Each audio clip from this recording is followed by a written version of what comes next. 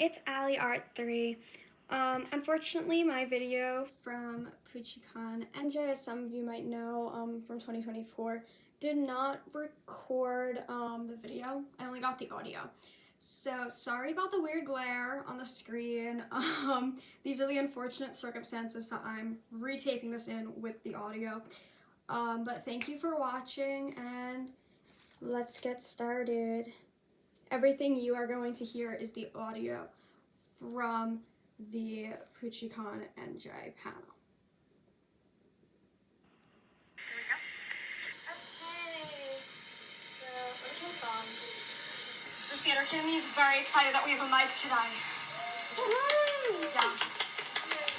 Yeah, we have a mic, guys. This is exciting. Okay, first of all, hi. How's our convention day? It's good. We're having a good time. I'm glad. I'm having a good time too. All right, so in case we don't know where we are, who doesn't know where we are? Because that's an issue. Hi. Oh. I was expecting no answer slide. But we got hands. So welcome to Tips for Going to a Convention with a Disability. Pointer. Pointer. And with Ally.art3, that's me. So let's get started. Okay, so a little introduction. So I don't know if any of you know me from Instagram. Does anyone know me from Instagram? Hi. You guys are my favorites right now. The rest of you can change that. There's a QR code right at the bottom. You guys can't see it. I've been told I'll move. I'm moving. It's there. Don't worry. All the QR codes go up at the end. 5, 4, 3, 2. Okay, we're back. So, what is it? I gave them a chance. Okay, so my personal story is that I'm an autistic cosplayer and artist. I also have an array of other disabilities, though, like ADHD, anxiety, vision difficulties, etc. I'm not going to sit here and list them all. Hi. I'm autistic too. Yay! Raise your hand if you're autistic! Wow! Found family. Okay, so and other stuff, but I'm not going to list all those, because that would take our whole hour of the panel, and that's not very fun. We're not here for that. No. Okay, so that brings us to why am I here if I'm not going to list all my disabilities that I have? I don't know, guys. I just stumbled in here and they asked me if I wanted a panel. So the real reason is that a couple years ago, which those of you that know me from Instagram, you might have seen this, I made a post giving tips to my followers on how they can better enjoy conventions by finding ways to get around the difficulties that being disabled can cause by giving advice from my own personal experiences, as well as experiences from friends, family that I've been told. So that brings us to our next disclaimer. Keep in mind that since this is from my personal experiences, as well as experiences of friends and family, this might not match your experience. That's okay. So if there's something I missed, I always want to learn, and I want to do better. I want to make this better and more relatable. So feel free, DM me on Instagram, come up to me at the end of the panel, tell me during the Q&A, whatever floats your boat. So yeah, let's get started. First, last disclaimer, not for this slide, but for later slides. Any pictures that I show that show other cosplayers that aren't me, like me with other cosplayers, I cropped everyone's faces out with emojis, so no breaches of privacy here. I just wanted to make that clear. Whoever doesn't have an emoji on their face, that's me. Okay, so back on track. Why might going to a convention be more difficult for someone with a disability compared to someone that is not disabled? So, this can be more difficult because of issues that arise at conventions that able-bodied and neurotypical people may not even notice or be aware of, and that's not like obviously everyone should be aware. This is something, that's why I'm here, we should make everyone as aware as they can be, but if you're not personally affected by something, it's hard to realize that it's an issue. So, that's why sometimes these things just go completely overlooked, and that's why, we need panels like this to talk about them so more people are aware and it can be fixed. So here's some things I'm going to talk about today. So like tight spaces, there's no room to get mobility aids through. So obviously this is an issue because somebody that's using a mobility aid, they need it to get around the convention. And if you can't get it through these tight spaces, you can't get around the convention. What's the point of being there if you're just gonna be stuck in one spot? And nobody should be stuck in that situation. There's not enough chairs. This is just another big one. Hi! The lack of chairs at conventions, I think we've all seen it. I actually haven't seen it at this one. This one's been really good with the chairs. But anyone that's been to like Anime NYC, you ever look for a chair to just sit down and eat in? It's not fun. So for people that need to be sitting down because of a disability, or just because of fatigue, this could be a big issue because we can't all be constantly standing and walking around all the time. That's just not how our bodies work. There's no quiet or break spaces. This actually, they've been doing better on. A lot of conventions have been implementing now. I just want to like update this real quick. A lot of conventions have been implementing quiet rooms. I actually got one implemented at Anime NYC for this past year. I talked to them the prior year about like, this is something we need. And their events coordinator, she's super nice, and she worked with me on how we could just make the convention better, make it more enjoyable. So that is something that I've found conventions are doing better on. Again, if you haven't, I'm so sorry. Let's work on it and get it better. Extremely loud environments. Conventions are just loud. It's hard. We'll talk about that more on the other side. So we're going to talk about ways to make conventions easier with these issues and with other issues that just are listed here. So first of all, accessibility! Yay! So accessibility passes or bracelets are offered at most of the big conventions. I think. Don't quote me on that. It's just the ones that I've pictured. So, what is accessibility? So, accessibility is something that offers accommodations to disabled guests. These accommodations are different at different conventions, but ones that I have seen include early entry into the convention. There's also early entry to your panels, your exhibit hall, special seating at panels. You get to skip the line for autographs. Who doesn't like skipping lines? I don't like standing in lines. But so you can see, like in this picture, I have this bracelet on. That's the accessibility bracelet that was for Anime NYC this year. This was actually 2 years ago, not like, for this year that the picture's from. And in this picture, you can see the badge. Here's a better picture of that badge. This was just the only convention I've been to like recently that has had that, so that's why all the examples are from there. But, yeah. So that brings us to, what if a convention doesn't have accessibility? Because that could happen. So, this is especially at a lot of, like, your smaller conventions. Because at your smaller conventions, it's kind of like, they think their lines aren't as big, it's not as crowded, so maybe we don't need it. And maybe that's true. But, the biggest thing is that they should still accommodate you. So, most cons will accommodate you in some way, even if they don't have accessibility. So I do recommend get in contact with the con and ask if they can accommodate you before buying tickets, if that's something that's important to you. Like if you're not going to want to go to this convention if they won't let you basically have what you should have, then just ask those questions before you spend your money. But like, perfect example is, this was last year at CPAC, one of my favorite conventions. And they don't have accessibility in place, but the people that work there, they're just so accommodating, so nice, that I was kind of like waiting around because another staff member had already told me, oh, just like wait, don't wait in line. Once we open the convention up, you could just go straight in. But another staff member saw me, he wasn't aware of that, and then I explained this to him, and he was like, oh, of course, and he said, let me help you more. And he said, press gets special privileges. Why don't I give you a press badge? And I said, I'll take a press badge. I am not qualified to be pressed in any way. I was pressed for a day. And again, that just goes with accessibility is a human right. So like, if a convention's not gonna accommodate you, maybe don't support them. So that brings us to, speaking of accessibility, accessibility cards. So this is something a lot of people actually don't know about. I didn't know about this until like very recently.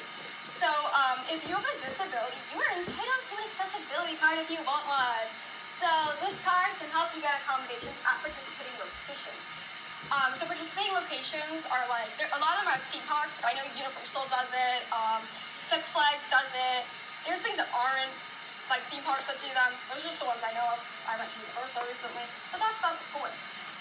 So the point is that even non-participating locations, like conventions, should be aware of the cards.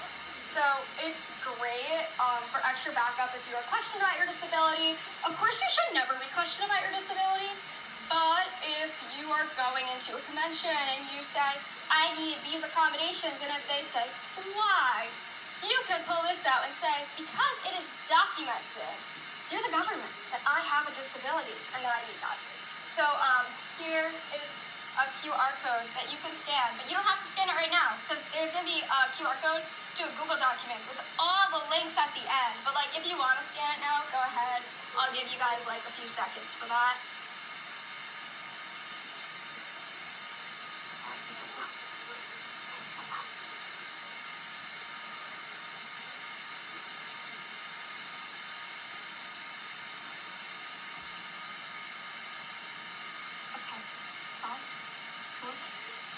Are we still trying to get it? You can come up closer if you need to get it. I don't mind. Ooh, there's another phone.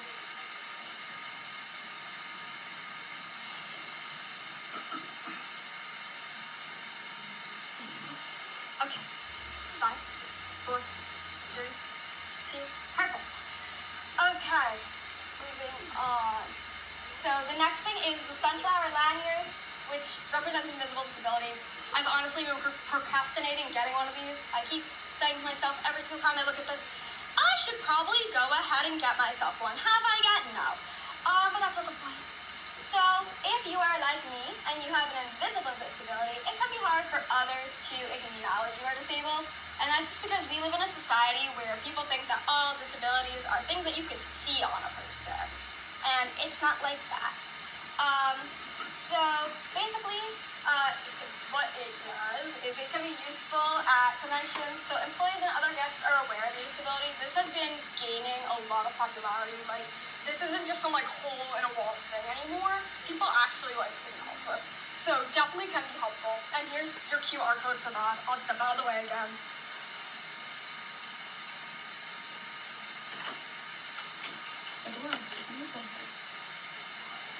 Hello.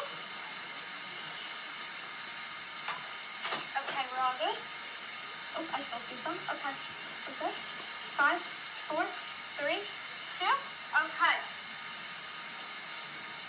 Noise reduction. There's the keeping people's identity secret that I was talking about. Okay, so personally, I suggest root beer plugs. I love them, yes.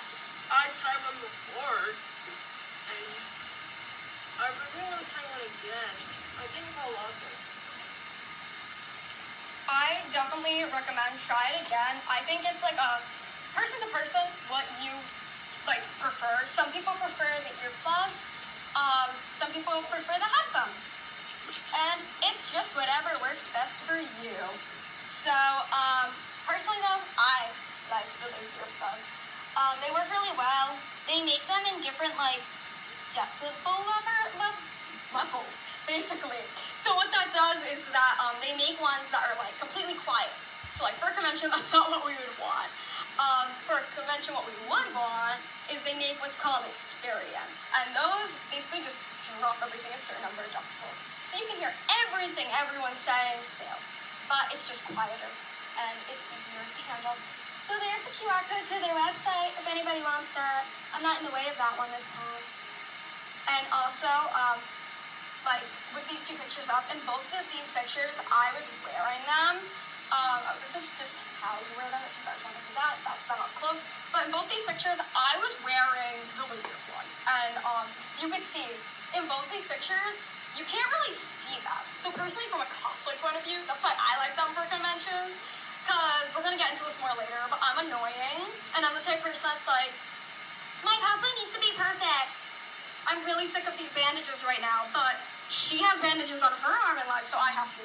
Guys, you don't have to be like that. I'm gonna talk more about that later. I'm just annoying. Okay, so I see some phones. Gonna wait.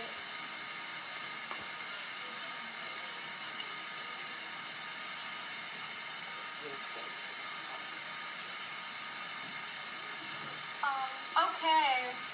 Good. Let's move on. So lack of seats. So, most conventions have an obvious lack of seats, but there are options. Bring your own chair. So basically, for people that use mobility aids, this chair would be a great choice. It functions both as a cane and as a chair. So basically, like, this can fold up. We kind of forgot to bring it today. Otherwise, I would be able to show it to you right now, but it's fine. So it basically can fold up and down. So when you fold it down, it folds into like a chair, and there you go. You have a seat. And if you don't use a mobility aid, this one might be a better option because, like, you know, if you're not going to be carrying around like some type of cane with you anyway, this way you can just shove this in your backpack. Isn't that great? And this like folds into this little like collapsible stool. Here's the QR codes for both of them. The top, they go straight across. If anyone's confused on how that's supposed to work. Okay. No? Okay. 5, 4, 3, step. Okay. Sensory issues with cosplay. Who here experiences some type of sensory issues? Community. Okay. So, convention days are long. You guys are gonna see. I say that a lot. Okay, this is just the first time I'm saying that. So if you're going to cosplay, and especially if you have sensory issues, make sure your cosplay is comfortable. You have to wear this all day. Remember that. Well, you don't have to. You can change, but majority of people wear it all day. So if that's your mindset, make sure it's comfortable.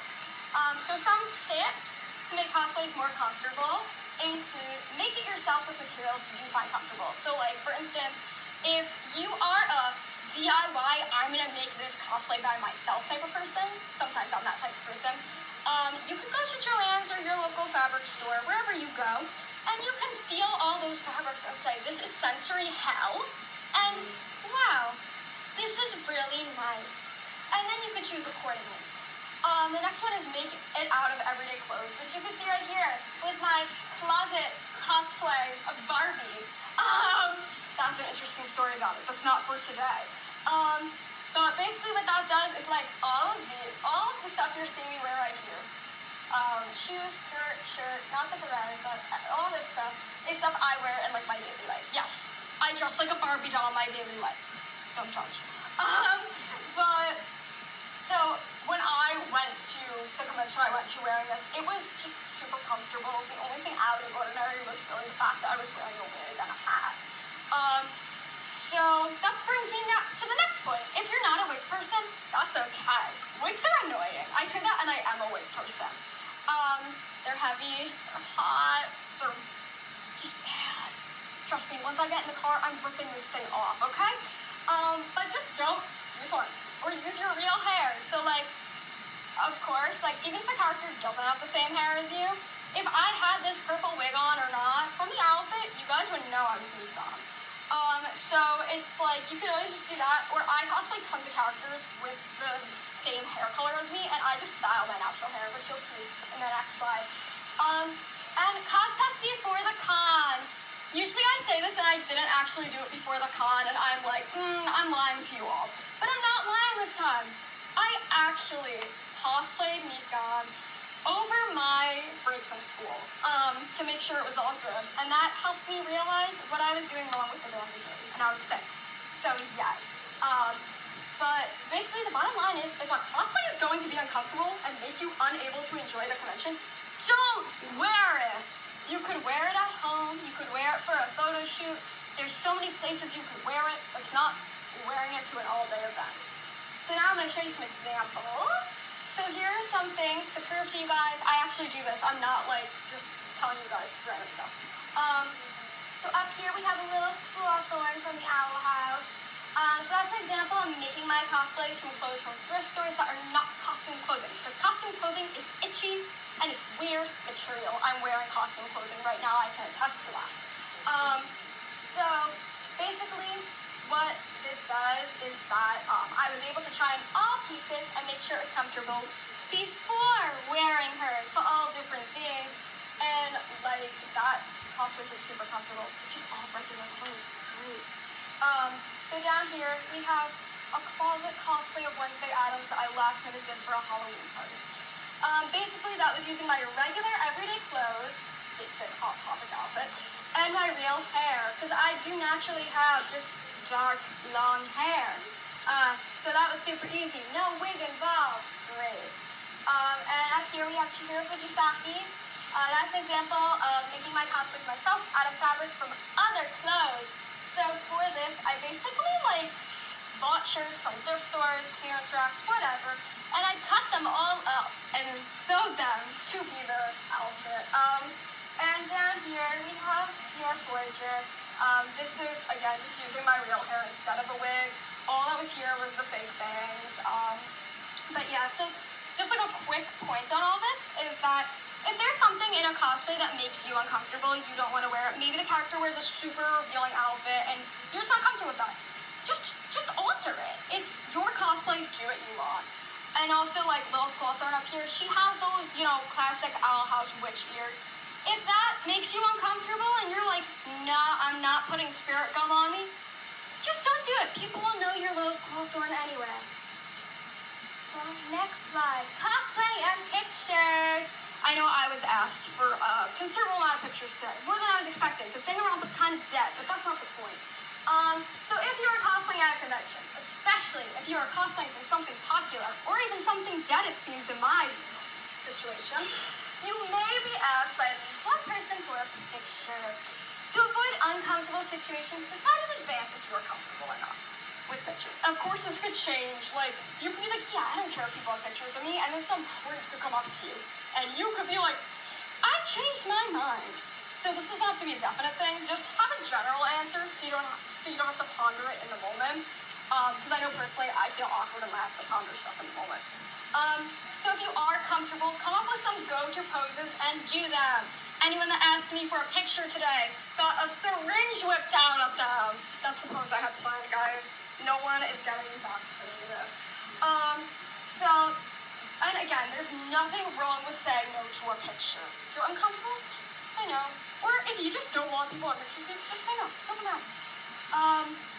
But as you can see, all of these, I had poses picked, planned, so that when I was asked, they were ready. So next is packing. Who forgot to pack something important today? Oh, I'm sorry. Hopefully this will help, guys. Hopefully this will help. Maybe. So convention days are long. I told you guys I say that a lot. Most people will spend the whole day at the cons. So if you are taking into consideration anything you might need, lists can make this so much easier. I love making lists. I'm a library worker. Of course I like making lists. Anyway, so here's some examples of important things you might not want to forget. Any medication. If you need a mobility aid, we forgot that today. Stim toys. We're going to talk about those in the next slide. That's a fun one, guys. I promise that's a fun one. Noise reduction and headphones / earplugs. Snacks if out at the con, and a water bottle if allowed at the con. Money, etc. Here's a packing list from Anime on my seat that you can't really read right now, but it's okay. You can see how much I write down, because my ADHD does not work in the way, well, it doesn't work for me. What happens with me is I will say, all right, I'm going to pack the HDMI cable. So I'm going to pack the HDMI cable. Before I can even get to the room with the HDMI cable, my ADHD says, did we pack the clicker? And I say, I don't know, did we pack the clicker? And then my neurodivergent brain goes, I don't think we did, and if we don't go pack the clicker, right now something horrible is going to happen. You need to go pack the clicker. So I'm like, shoot, I need to go pack the clicker. And then, what do I forget? The HDMI cable. Yeah, unfortunate. So that's why, make a list. It's helpful. I do it on my phone, so then I can't lose the list. climbing. This is the fun slide, guys. Yay! Yay! See, this is the fun slide. So let's look at some stim toys that are good. All stim toys are good, but let's look at just some examples. So Poppets, I have one right here. Who likes these? Raise your hand if you like these. They're great, right? I mean, look, you could be anywhere and you could do this. I'm doing this with one hand right now. I don't know. We have our squishies. They make these in everything now. It's Pom Pom Curry. Look at him. Like they make these in everything now. It's great. Life is good. Clicker buttons. Who likes to press buttons? Who likes to press buttons you're not supposed to press? There's even more hands for that. Should I be concerned? So just great. Don't we see that just proved my point of why it's great. Plushies. This is my autism bunny, guys. It's beautiful. Yeah, I just like plushies. They're soft. I just like them. Anyone that saw me throughout the convention day today probably saw I was carrying Monokuma around the entire day, just because I could. But anyway, so I didn't list them, but there's also like these little mochi guys. I really like those. So I brought them for you guys today. They're gonna be handed out. Yes. I want one, please. Everyone's getting. Yeah. It will get back to you guys in the front row. What about pictures like these? Ooh, I want to see that. I'm coming over. Somebody said, ooh, guys, this is fun. Here you go. This is fun. I like that.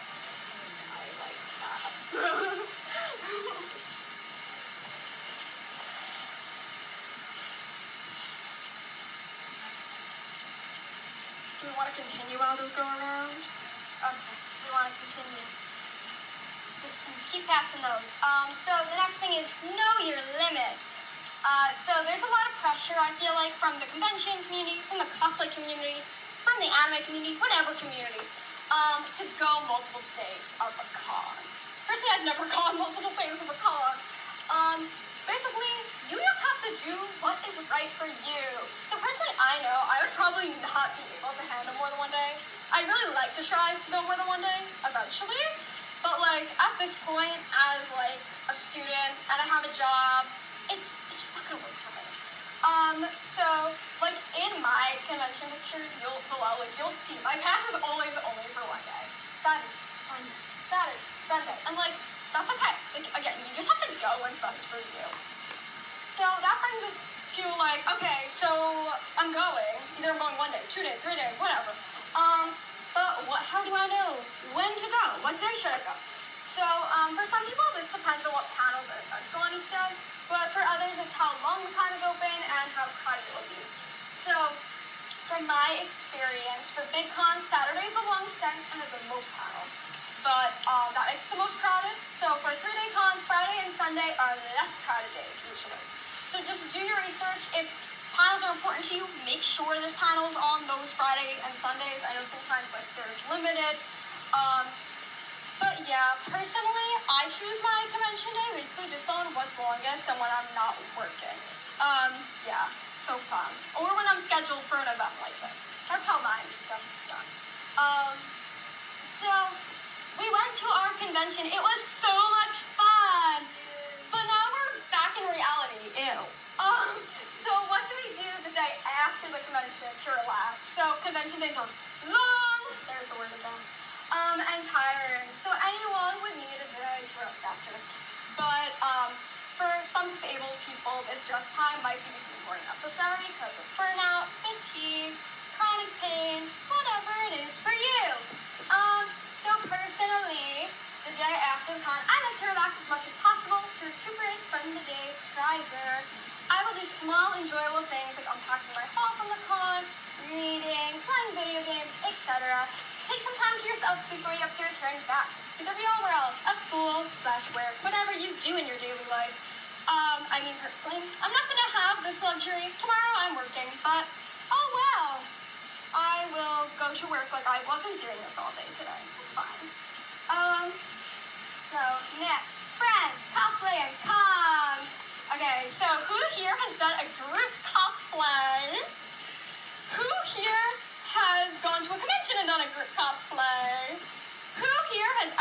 might just strangle their friends because of a group cosplay.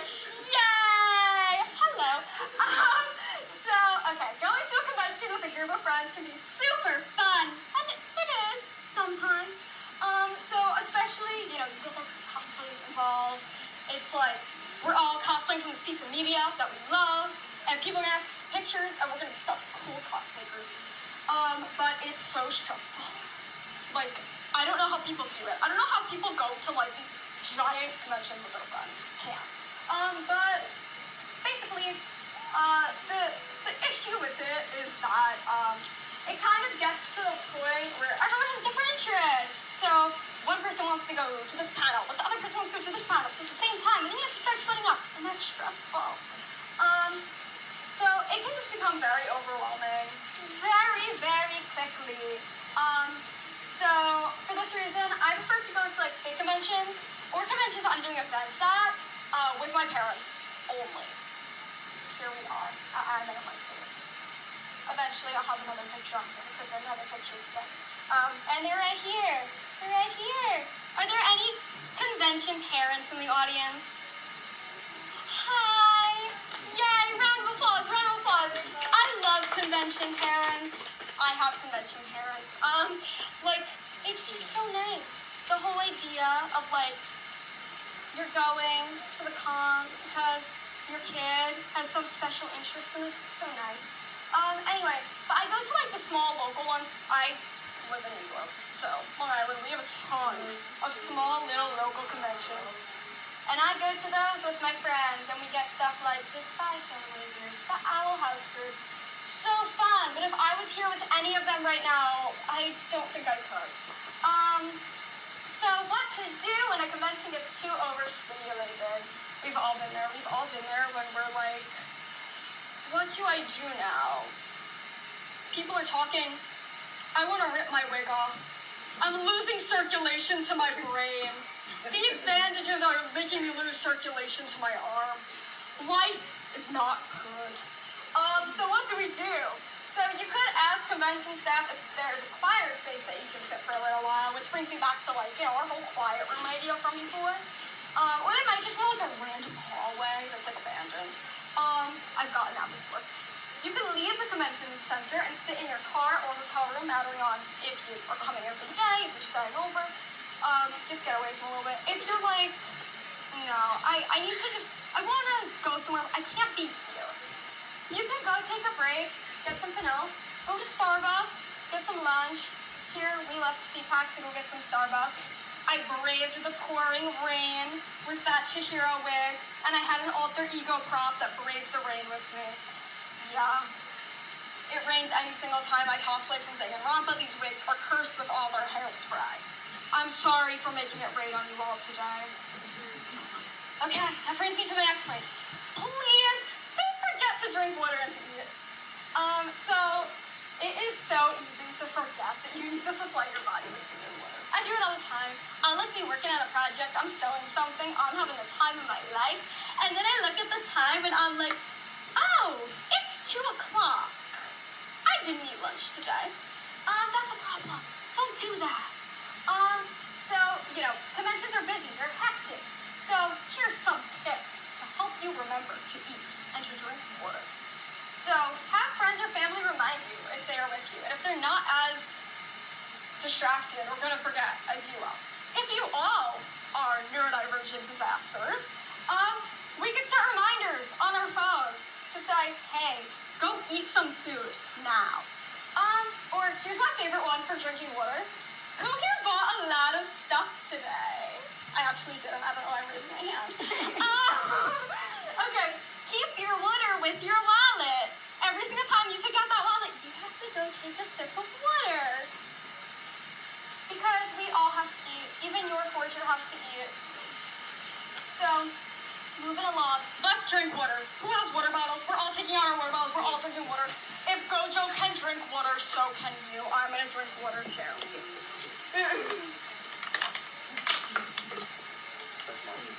Cheers. What is your water? Hydrate or dihydrate? Alright, now that we all drank our water or we're drinking our water. Wonderful, beautiful. Okay. So what are snacks that could be good? So if you like forgot to eat, or if you're just like borderline hypoglycemic like I am, a protein bar is like really good. That's giving you all those nutrients you need in one little bar. But also like if you're just hungry throughout the day, or if like, you know, whatever, little snack bags are good. As I said before, your forger has to eat too, guys. Daggers with the goldfish, that's where it's at. But if you like stimulation from eating, because I like stimulation from eating, lollipops. I love lollipops, guys. Like, lollipops help me focus. Me Yes. too. Me too. You're gonna be so excited in a second. Just wait, okay? Fruit snacks, gum, if you like that, like, chewing, like, stimulation, I like that too. And if you have any comfort snacks or foods, like, those are always good. So as I said, I really love lollipops, so I brought you guys lollipops. Those are gonna be passed around. Yay! Yay! See, I told you you're gonna be really excited in a second. So we'll go all around and then we'll go back to our front row. Okay. Moving on. Oh no, there's nothing for me to eat. Okay, so before going to the convention, do your research. Look at what places are in the convention center or in the area. If there's nothing for you to eat in the center, you could walk, drive, or Uber Eats to get food in there. If there's nothing at all for you to eat, bring meals with you. Of course, make sure food is allowed in the convention before you do that. But again, it's important to eat. Like I personally have a lot of sensory issues with food, so like it's okay to bring food with you. Or if you have like a packed paddle schedule, you might have to bring. That's what I did today. I ate like during paddles. Yeah, during King's paddle, I was eating my lunch. Called out. So next is research what protection measures the convention is taking when it comes to masks, vaccines, etc. So autoimmune diseases and disabilities go hand in hand, which is not a well-known fact. So they've actually found specifically, it's probably with other like disabilities too, but I just know this because I'm autistic. They found that people with autism have lower immune systems. So like when they were rolling out the COVID vaccines, they were having us with like the people that need it, like the people with autoimmune diseases basically. So yeah, I personally have a very weak immune system. So for that reason, lots of disabled people like myself are still wearing masks and being cautious. I'm not right now because I'm doing this, but if you saw me walking around, I was. So if you're concerned about these sorts of things, be sure to research if the convention is mandating masks and vaccination. So like that's just like, you know, everyone has what matters to them. Personally, I like still go, even if they're not, and I just do what's best for me. But like for some people that are maybe more at high risk, they might say, I can't go to this convention, and that's okay. You just have to do what's best for you. You'll see. Here's me at Adam NYC. I have a lot of Adam NYC pictures, guys. And I'm wearing my mask. So yeah, let's move on. Transportation. Who here is scared of public transportation? Who here is scared of driving? Well, I'm not 18 yet, so I really can't drive. I have my license. I drive every single day to school and like 4 times a week to work, and I still like literally panic every single time, guys. It's fine. But anyway, so transportation can be extremely stressful in daily life, as we just figured out. But especially, you know, conventions, it could get more stressful. You're trying to get somewhere on time, you want to get there early. So it's one of those things that you need to figure out what works best for you. I know that's so hard, but you gotta figure it out. So there are lots of ways you could get to a convention, potentially, including but not limited to driving yourself / being driven. So, you know, there's always public transport. There's trains, buses, there's other transport options. Like, there's buses specifically for transporting disabled people. So that's always an option. And there's transportation services. We have, you know, our Ubers, that type of thing. So personally, as I said, public transport gives me so much anxiety. The subway literally makes me want to die. That's not the point. But driving also gives me a lot of anxiety. I only do it when I have to. Only school and work. But like, if I drove here today, we would never have gotten here. I would probably still be on the side of the road having a panic attack. My parents drive me to my conventions. Yay! Shout out to them. My mom took me to the Puchicon convention too. My mom drove me there. Yay! Yay! This goes back to what I said before. I love convention parents. Okay, moving on.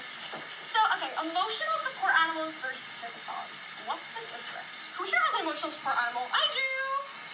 Noah? This is the first time it's been Noah. Well, I had a pet goldfish, but she died like a few years back. I'm sorry. And then we have service dogs. Who has a service dog in here? Does anyone have a service dog? No? Okay. Okay. So we're gonna talk about the difference because a lot of people don't know the difference. So for starters, I have an emotional support animal. Everyone meet Picasso. He's a Russian tortoise. Now the main thing to see here is you don't see Picasso with me here today, right? We don't see him. There's no tortoise here. I'm not hiding him, guys. And that's because, so emotional support animals are animals that do not have to be trained. So basically, they're really just there to give comfort to their owner. So an emotional support animal just needs to have a note from a psychologist, social worker, other mental health professional to be deemed as an emotional support animal. And basically, their job is, like, the main difference is that service dogs, I feel like, it's like they supply something that they've learned to their owner that helps their owner. An emotional support animal, they haven't really learned anything. It's just kind of that there's some cool animals that you love, and they help when, like, you're anxious and stuff like that. So service animals, or more specifically service dogs, fun fact, only dogs can be service animals, have specific jobs they must learn and pass tests to perform. So that brings us to what animals are allowed at the convention. So this goes back to what I said, Picasso's not here, you don't see him. It's just, he's not here. So only service dogs are allowed at conventions, and they must wear the vest that states that they are one. So by law, it is illegal to not let someone have their service dog with them. So, you know, if you eventually need one, or if you know someone that has one, that's just a very important thing to keep in mind. Emotional support animals, on the other hand, are not allowed at conventions. But keep in mind that you are allowed to have an emotional support animal sit with you on most planes, and like apartments or hotels. They must allow you to have an emotional support animal with you if you have that note from that medical professional. So we talked about a lot of things we have to fix, right? But let's talk about the things that already are amazing. So why are conventions beneficial and important for disabled people? So conventions can give disabled people experiences they otherwise wouldn't be able to experience, such as being able to socialize with people that share interests, being able to embody a character instead of masking, finding confidence in cosplay, and sharing stories at panels like this one. We're going to talk about all these in more depth on the slides. Also, obviously, there's more. These are some examples. So socializing with people with similar interests. So personally, as an autistic person, I find it easier to socialize at conventions. So a big part of that is that at events like conventions, it's super easy to find people with similar interests. So, for example, like in this picture right here, this was the first year I ever went to NYC. I was cosplaying Mixery. I was walking around, and this really nice girl comes up to me. She was cosplaying Nesco. She's in the picture of me, and she's like, "I love your Mixery cosplay," and we have this whole nice conversation. And I kind of found myself being able to socialize in a way that without conventions and cosplaying, I don't think I would be able to. And in my daily life, I see I don't. And we stayed in touch for a little bit after that. Super nice. And over here, this one was actually from EternalCon. It's one of the Long Island little conventions. So you might not be aware of this, but I was there cosplaying Amity, right, in the Owl House, and we found so many Owl House cosplayers to the point that we took this big Owl House group picture, and it was kind of just like, it was just like a big Spider-Man meme, like we all know the Spider-Man meme, like the Spider-Man's pointing at each other. It was like that, but we were all like, "You like the Owl House too?" And it was just super fun. Like this picture I love. It just really shows how conventions and cosplay can just bring people together. Cosplay. See, I told you guys I custom before I came here. So for neurodivergent people that mask, like me, Masking is really exhausting and it's painful. Like, it's been scientifically proven that it is extremely painful and really unhealthy, actually. There's tons of studies on that. But, so I have found I don't mask nearly as much, but bless you. Thank you. While in cosplay. So conventions or events I can go to and enjoy without holding back parts of myself. And personally for me, a big part of that is I find that I only have like two extremes. I either cosplay characters that are like literally me. Like, I hate to say this to you all, but like, I really can meet them. That's not good, but I do. It's fine. That's not why we're here. But it's like, this is an example of one that's like, I really relate to her. I feel comfortable like presenting as her. I also cosplay some characters that are like not like me at all, and it's just like, they're more confident than I am. So you can see it both ways of how that would work. But yeah, so definitely I feel like it just helps in a lot of ways. And next we have, kind of going along with that, the cosplay and confidence go hand in hand. So I find I am more confident in cosplay. So I'm also a performer. I think I mentioned that before, that I'm a theater student. So I found in general, okay, we're screaming. No, I feel the room. I know, I hear them. Okay, anyway, I was gonna suggest that we all scream back, but whatever. They stopped, whatever. So, like, I found that, like, just things that, like, with, like, anything that I can hide behind a character, whether that's cosplay, whether that's I'm playing a part in a show, I am so much more confident. I, like, don't even think about it. I just do it. Like, if you had me do the same exact presentation, not in cosplay, and not in front of a bunch of cosplayers at a convention, I would probably be so uncomfortable right now. But I'm not, because we're here. So, like, both to socialize and do things like I am doing today, honestly, I don't think I'd be here talking to all of you today if it wasn't for what I learned from cosplaying and conventions. And also just, like, this beautiful community that we have through it. I know, like, the cosplay convention community is not perfect in any way, but, like, this part of it that's here right now is so beautiful, and I love interacting with it. So, it's up to us to help make conventions better. So, it's not fair, but it is up to us to help make conventions better. So, obviously, it should never be a responsibility put on to disabled people that we have to, you know, be the ones to constantly say, this is wrong, you should put these accommodations in place. This isn't, like, you can't do this. We shouldn't be the ones that have to say that all the time. But as I said before, people can't be aware of things that they don't see. And it's kind of that we have to do something about that to make people more aware. So something as small as leaving a review on a convention, I've done this before, can make a difference. How before I mentioned how I got a quiet room influenza out in NYC, that was because for months, I commented on all their social media saying, last year, your accessibility was horrible, this is unacceptable. And eventually it got to the point where their events coordinator DM'd me and said, do you want to hold a meeting? So I said, sure, let's meet. So me and her had a phone call, we talked through all these issues, and it was so much better this past year. So just that simple, like, you might think you're doing nothing, but something like that can just go into a spiral effect of change. Like, I am doing these panels to help educate, as well as for the disabled convention community, which we have right here. As I said before, this community is beautiful.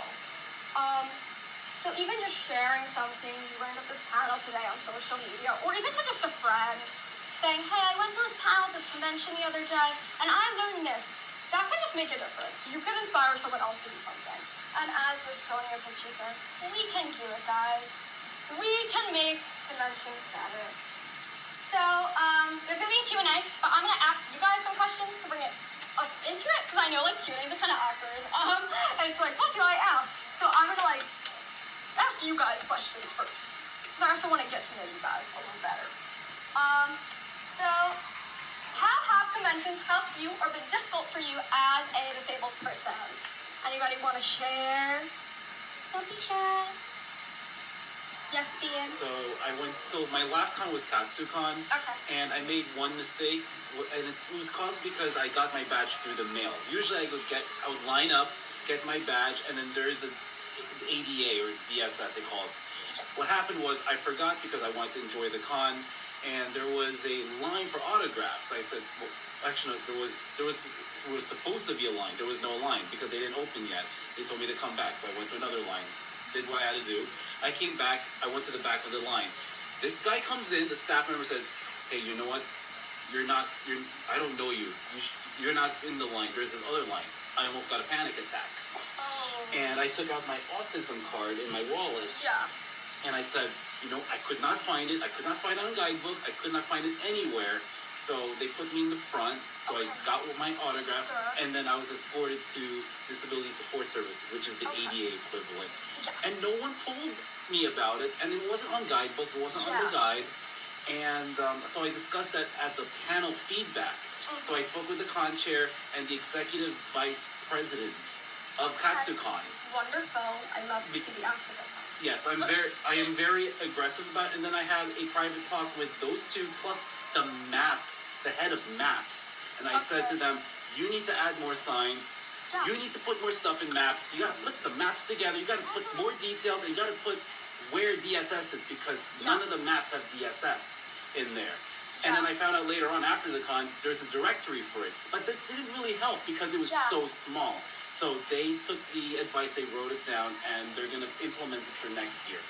Wonderful. It's good that they're going to do it for next year. The thing I've personally found is that a lot of conventions, they won't advertise what they offer for accessibility.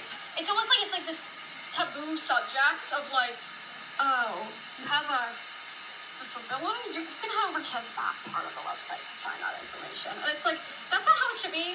It should be the same as like any other things that are offered at a convention. Like, for instance, for autographs. Not everyone's gonna go get autographs, you know what I'm saying? But they advertise autographs. They say, if you want autographs, here's where they are, and this is how much they cost.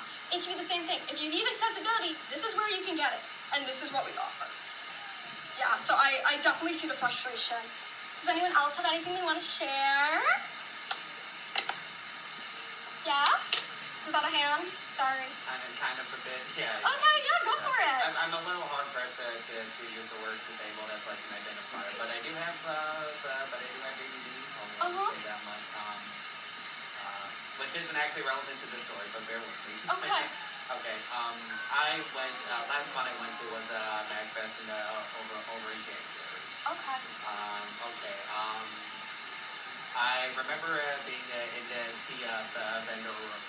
I remember being at the marketplace, and I was on a roll that day until I noticed one of the vendors was someone that I am not on good terms with. Yeah, and I don't know, I guess anxiety, I don't know, but like, it definitely skyrocketed at that point.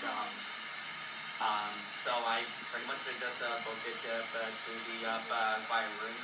First time I've actually been to one, but I will say it was definitely a great experience. And they did have I noticed one of the things they had was kind of like a sheet that they have like hotlines for that kind of thing. So that's great. It was a good outlet. So. Okay. I'm sorry to hear about, seeing that person, but it definitely seems that the convention had something to help. And I love that thing about the hotlines. I've never heard of that before. So that's wonderful. Okay, so we're going to move on to the next one. So does anyone have any conventions they found are good or not good to go to as a disabled person? Has any made you feel like Hello Kitty over here, or any made you feel like Romy over here? Don't worry, guys. I'm not going to get in touch with them. Yes. This is only my first con here, and I really, really like it. I'm glad. Maybe because there wasn't idol stuff. Lots of idols up in there. Yeah, I like idols. Idols are fun. Yeah. Okay, this is actually a bad one I went to. I'm not disabled, but I know a few disabled people actually witnessed this. It's Okay. Puchicon in Orlando. Okay. So I went this year, and maybe like Saturday was like the busiest day. And they had community center, which is like at the top of a hill. So disabled or not, you have to walk up a big ass hill to get to the top. And it was like disorganized as all heck. So there was this one guy who like in his 60s with his son, and he was in a wheelchair, and they wouldn't let him go up because he couldn't go up. His son had to run upstairs to go get somebody like up this steep ass hill. Oh my So god. like they wouldn't let him go in that way. So I kind tell people, like, MegaCon needs to do a better job of, like, this. Yes. Because, like, they're terrible with crowds, and then they're terrible with disabled people. But even the guy was like, what the fuck? Yeah. Thank you for sharing that. I've heard a really similar story about Puchicon as well. It was two people actually that brought it up. Yeah, they put it at the top. Like, shouldn't there be, like, a disability entrance? What'd you say? Like, I understand crowd control, but, like, if somebody can't get I in, said they something get in. wrong. No, we weren't saying it out loud. So it didn't tape anything. It's fine. Our recording Dean's didn't got tape it. anything. Dean's got it. Actually, I had an issue, so it's only recording the second half. Okay, so we This wasn't meant to be My recorded. Instagram just froze, and then I had to close it. Okay, so we don't have a recording. That's fun. I'm so Anyway. mad. There might be just a version. I'm so mad. Anyway, moving on. So here's our real Q&A. Does anybody have questions? No. No? Yes? I want to say one thing. It was fun! Yay! Woohoo! Okay. Do we have anything else? Yeah. What was your Instagram again? I didn't catch it. the first time. There's gonna be another QR code at the Okay. end, but my handle is Ally, spelled ALLY.art3. Anything else? Anything else? May I ask? Yeah. It's a stupid question, but so for all, just what's your message for all the con organizers and con chairs? What are the prioritize? What are the top three, or maybe top five? You can go further. That all cons should be doing. Okay. I think number one, top of the list, is listen to your disabled guests. Because I feel like a lot of conventions, they're like, like we need to do this, you know what I'm saying? Or we need to do that. And it's like, maybe those things need to be done, but you know what really needs to be done? What the disabled people think needs to be done. Because you implementing, I don't know, maybe they're implementing, we're gonna add 5 more people to work accessibility. That's great. But you still don't have a quiet room, and we've been asking for a quiet room. Where's that? I don't know. So I definitely feel like that's a big one. I think the second one is even if you don't have that accessibility badge, let's make sure that we have our staff is educated. Education is important. If the staff isn't, like, I know, like, in the world of theater, we always say, like, your show is only as great as its weakest actor. So your convention's only as good as your weakest staff member. And if your convention is just full of people that know nothing about disabilities, whether you have official accessibility or not, it's gonna fail. Because we all know at this point that the anime community, the comic community, the convention community, the cosplay community, it's filled with disabled people. You are cutting out, like, probably not even a minority of the people. It's a big majority of the people you're cutting out. And the third thing, I think it would go with just, like, tell people what you actually offer. Don't, like how we were saying before, like, don't, like, hide it somewhere in the website. Talk about it, like, as if it was anything else. Because it really should be like anything else, especially because a lot of people, like, personally, when I go to conventions, I'm very like, let me look up the accessibility, because I know I need it. But, like, some people, they don't necessarily think they need it, and they're like, I'm just gonna go, it's gonna be fun. And then you show up and it's, I could really have used something like that. And then they're not aware. Where if it was in that program guide, if it's talked about, people would be, if they realize midway through, I really need that, or on the second day I really need that, then they know about it and they can go get access to it. So I would say those are my 3. Perfect. Good question. Anyone else? It's on the next one. There's the next one? Okay. So basically, thank you everyone for coming. I, like, love you all. You're all my favorite people right appreciate every one of you. So below you can find 2 QR codes. So there's one to that Google document I was talking about, if anyone remembers that. So that has links to everything. That has links to everything I talked about today. So if there's any link you missed, that has it. And that orange one is the Instagram QR code. That's to my Instagram account. Yeah, so thank you again, everyone. If you wanna follow, leave some comments and stuff, interact with posts. My reach has been really bad lately. I would love you all even more for that. Yeah! Anyone need help with QR codes? I know last time we had an issue with the QR code. I'm hosting the next panel here in 15 minutes if anyone's interested. So, give me a heads up. Thank you. So that was the panel. Thank you all for watching. Again, sorry about the lack of actual video footage. Hopefully next time I will have that video footage, but feel free, go to my Instagram, Ally.art3. Ally spells A-L-L-Y. You could see all my Puchicon posts. They're still coming out. I haven't posted everything yet. Yeah, and I have a convention announcement coming out like really soon. By the time you watch this, it might already be out. So definitely check that out. Thank you again to everyone that actually came to the panel and everyone that watched it.